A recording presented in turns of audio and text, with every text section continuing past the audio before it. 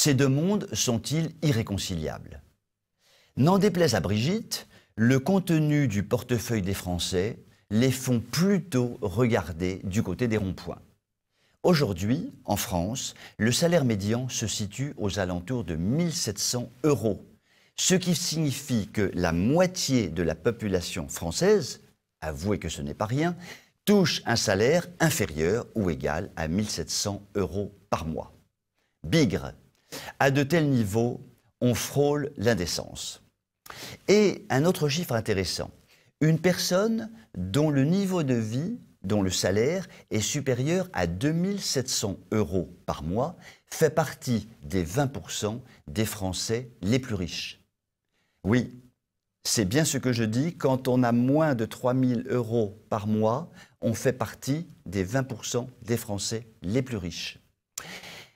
Évidemment, à ce niveau de salaire, on ne fait probablement pas tout à fait jeu égal avec Bernard Arnault ou autre François Pinault. Tout cela paraît tout de même un peu inconcevable. Où en est la France d'Emmanuel Macron qui, prenant la relève d'années de hollandisme et de nombreuses années de pseudo-droite, aboutit à des tels écarts de niveau de vie? Ce n'est pas franchement ce que l'on peut appeler une victoire économique.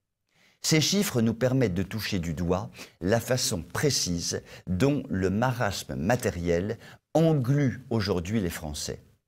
L'essentiel des Français végète aujourd'hui dans une très grosse classe moyenne qui a du mal à se projeter dans le lendemain.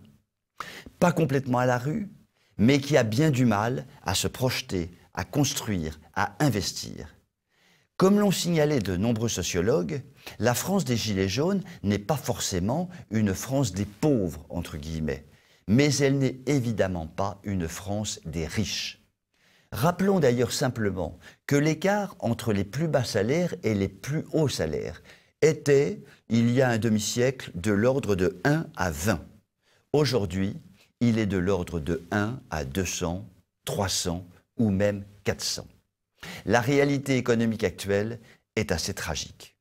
Depuis un demi-siècle, les mondialistes, en faisant fi de toutes les règles économiques de base, nous ont conduits directement où nous en sommes aujourd'hui. Ce qui est certain, c'est que la vraie richesse s'appelle la liberté d'agir, la liberté de se tourner vers l'avenir pour soi-même, pour sa famille, dans un cadre général plus protecteur que le désordre actuel. L'immense majorité des Français, aujourd'hui, ne disposent pas d'une telle liberté et essaient désespérément et par tous les moyens de la conquérir.